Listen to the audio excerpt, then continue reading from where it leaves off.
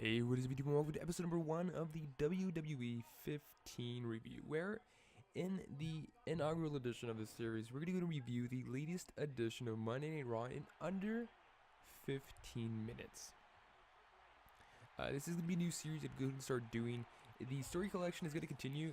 We do have a video going up Tuesday afternoon, which is a series that's going to be cut into 3 parts. It's going to be a Tuesday, Wednesday, Thursday upload, so we are going to have the WWE 15 Raw edition here on Monday nights, and I'm considering doing a Saturday version of this. It's sort of a week in review, again in under 15 minutes, where I review the entire week, whether it's main event, Superstars, NXT, SmackDown, maybe even Total Divas, or even, you know, the latest rumors in the whole WWE universe. So without further ado, let's go ahead and get started with this Monday night edition of Raw. It was the first Raw of 2015, live in Corpus Christi, Texas.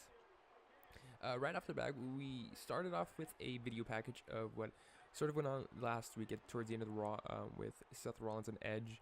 The sort of Seth Rollins trying to paralyze or even kill Edge, which was interesting because when they showed the intro, or rather the video package, they cut off the "I will kill you anyways" quote by Seth Rollins, which really shows, I guess, how far off the script Seth Rollins must have went. I'm sure WWE really did not want this angle to go in that direction of killing him. And, you know, for the John Cena to come back and save Edge, I guess, in return of having the Authority come back, was very, very interesting. It's not, you know, the way I expected the Authority to come back. It was something I figured they would have done in WrestleMania 31. But that's last week. And this week, we began Raw with the entire WWE roster, I guess, standing in and out of the ring, waiting for the announcement by the Authority. And I guess one of the interesting things here is, you know, seeing Darren Young back on TV. He was actually standing right behind John Cena. So there was a lot of, you know, interesting characters there. And one of the questions I had was, Sin Cara was in the ring as well. And I was at least led to believe that he's actually an NXT superstar now. You know, he's the NXT Tag Team Champion. He's on NXT TV more often than he is on Main Event or Superstars. So I guess that was just a small, minor, interesting note there. But,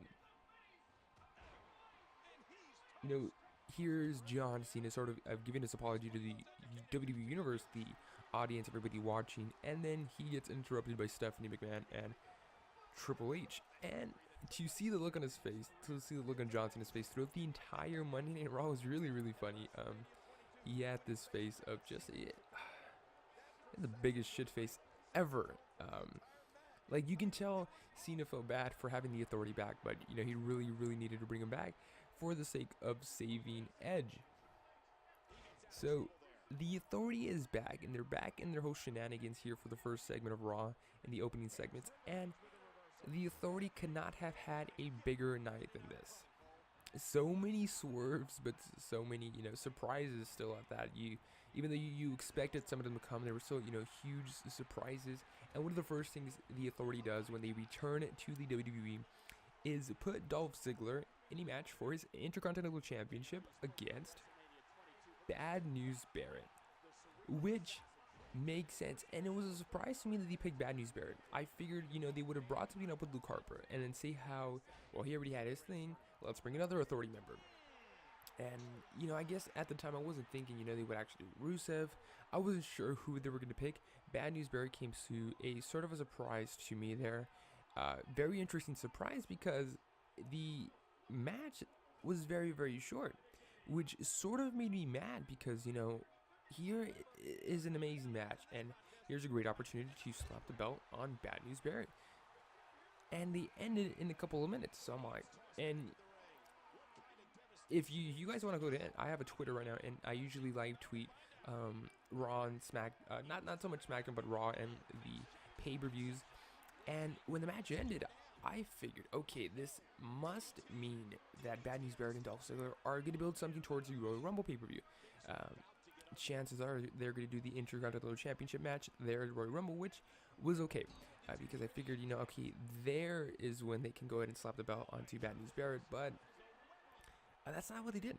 And instead, Corbett Crane, the director of operations for the Authority, comes out and says that the match is now a 2 out of 3 falls, which I thought, okay, perfect. They're finally going to give Bad News Bear the title, which isn't to say I don't want Dolph Ziggler as the IC champ. I mean, I do, but I don't, because of the fact that, with the title, he really can't do much with the Authority, which is something that I really, really need him to start doing.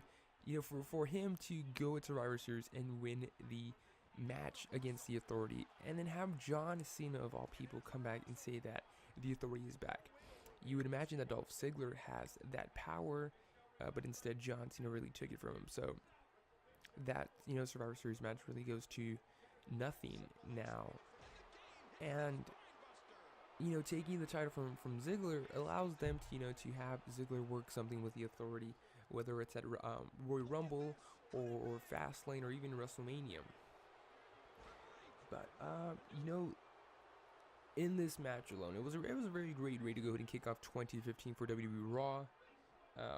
After that, we did continue on with what was a very, very goofy and wacky promo by Roman Reigns. And it was a decent promo. He's getting better, but I really couldn't take it serious.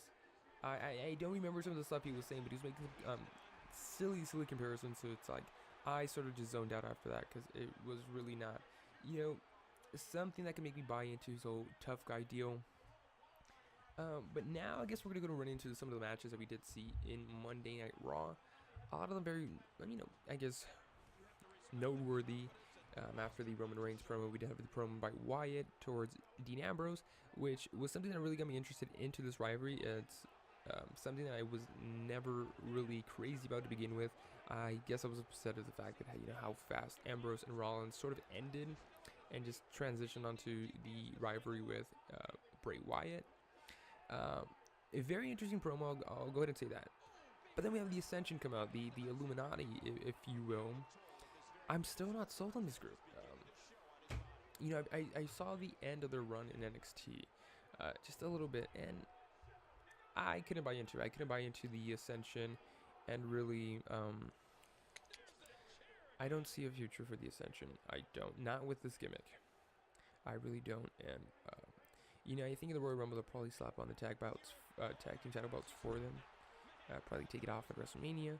But again, not sold on the Ascension. So, from then on, we'll go ahead and move on to the Roman Reigns versus The Big Show match, which was really nothing special, really, because you have Roman Reigns, who is sort of on a limited moveset. He has his 4 moves, just like John Cena, and once he executes those, the match is over. And you have The Big Show, who, at his age, his size, you really can't do much with. And so this match really, really felt like, I've seen it all already. None of it was a huge, none of it was very interesting. I've seen a lot of it, and I just figured, so long as it's not, a Royal Rumble match, so long as they don't have them continue on to then and make for a pay-per-view match between these two, I'm okay with this match. I really was. And it ends with a disqualification with the steel steps by The Big Show. So I guess that's something there. We move on to a match between Natty and Nikki Bella. Natty did not come out with Tyson Kidd, and instead, Paige comes out to Natty's corner, and then we had Nikki Bella coming out with Brie Bella, which, I really can't wait to see more of Brie Bella fighting instead of Nikki Bella. She's sort of my favorite twin of the two. But what was really interesting was, you had Paige sort of distract Brie Bella on the outside. They were attacking each other, and that attack distracted Nikki Bella, letting Natty get the win there. So now we have Paige going up against Nikki Bella at main event tomorrow night. And it leads me to believe that because they are sort of pushing Natalya back into the Divas title show, do they do some sort of Nikki Bella versus Natalya deal at Royal Rumble for the title? Do they find a way to give the title to Natalya? Or do they even do a tag team match featuring Natalya and Paige going up against the Bella twins? It's very, very interesting possibilities there for the Divas division. It's definitely something I enjoy watching now. But at this point, we go ahead and move on to the Ambrose promo that he pulled to respond towards Bray Wyatt. It was something about the New Year's resolution. And the thing about this right now is At this point in Raw, I sort of got busy, so I sort of like wasn't in front of the TV to go in and like really focus on a lot of this. I do know that after the promo, we did have Luke Harper going up against the Upside Down Sheamus, Eric Rowan, in a match where we did have a match with 2 referees in the J&J Security.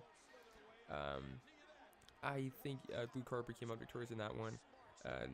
Then we did have the ambulance match, which sucks because the biggest match of the night I didn't watch. And to be fair, I don't even know who won. I think, Bray Wyatt came out successful in that one. I really don't know. And because of the fact that I really wasn't invested into this rivalry, I'm not really moved by the result of the match. I mean, regardless of who would have won anyways, would it have been Bray Wyatt or Dean Ambrose, made no difference to me, to be perfectly honest with you guys. Bray Wyatt wins, and supposedly this is the end of the feud between them two, so that's really all I can care about right now. I want something new. I mean, don't get me wrong, I love Bray Wyatt, not not my type of matches, I guess I can say. I'd rather watch something else. I don't know the thing with Bray Wyatt. I guess it takes more time for me to, buy into him. I missed out on a lot of the Wyatt family run. I came in towards the end of the Shield. I sort of took a hiatus from WWE. I came back, and all this good stuff is happening. When it happens, it ends. So I guess it didn't allow me to buy into Bray Wyatt. That's sort of why I'm not into this rivalry yet. More into Dean Ambrose and see what else you can do there. After that, we did sort of have a 6-man mixed tag with the Usos and Naomi going up against the team of Miz Dow, and Alicia Fox. Again, another match I didn't watch, so I can't really tell you guys what I feel about that. We move on to a 2-on-1 match between Kane and Seth Rollins going up against Ryback. Obviously, the team of the Authority, Kane and Seth Rollins, come out victorious. Rollins takes 2 curb stomps to Ryback, and that's the end of that match. Once I started watching again, I resumed with the Rosebud and Big E match. The ending, though, was very, very, very confusing. I really had no idea what was going on. I thought they were debuting a new tag team when the Rosebuds sort of came in and attacked the team of the New Day. It turned out that it was the Masters of the WWE Universe and Cesaro and Tyson Kidd, which I thought was very, very interesting because, I guess you have a team that the New Day can now rival with. And I guess this... My prediction is right now, this is going to be a pre-show for the Royal Rumble pay-per-view. I think the pre-show is going to start with the New Day going up against Cesaro and Tyson Kidd. So Big E and Kofi Kingston teaming up. Xavier Woods in their corner going up against Cesaro and Tyson Kidd. So that's going to be my first prediction here in this video. And then finally we can go to move into the last segment of the night, the John Cena appreciation deal. The Authority coming out and inviting John Cena and all the men who are supposed to be very, very proud with John Cena. They bring out Ryback, Eric Rowan, and Dolph Ziggler, promptly giving them all 30 to 90 day suspension. But then when the Authority sort of walks out and rethinks everything, they did what I saw coming. They fired Eric Rowan, Ryback, and Dolph Ziggler. Now, the thing with this one, and I have about a minute and a half to go to wrap this up. Where they're going with this, I really don't know. The ending sort of seemed very, very rushed, and I don't know what kind of direction the Authority is going to go with the 3 men. They're fired. How do they bring them back?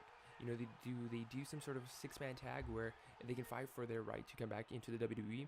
I feel like that is something that they're going to save for Fastlane. I feel like, for the next month and maybe even 2, we're not going to be with Eric Rowan, Ryback, and Dolph Ziggler.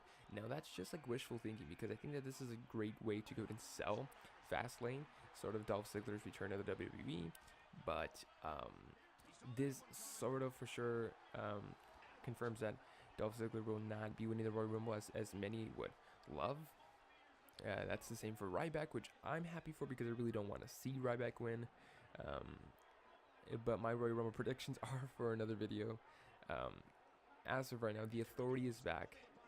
Dolph Ziggler is retired. Dolph Ziggler's fired, not retired.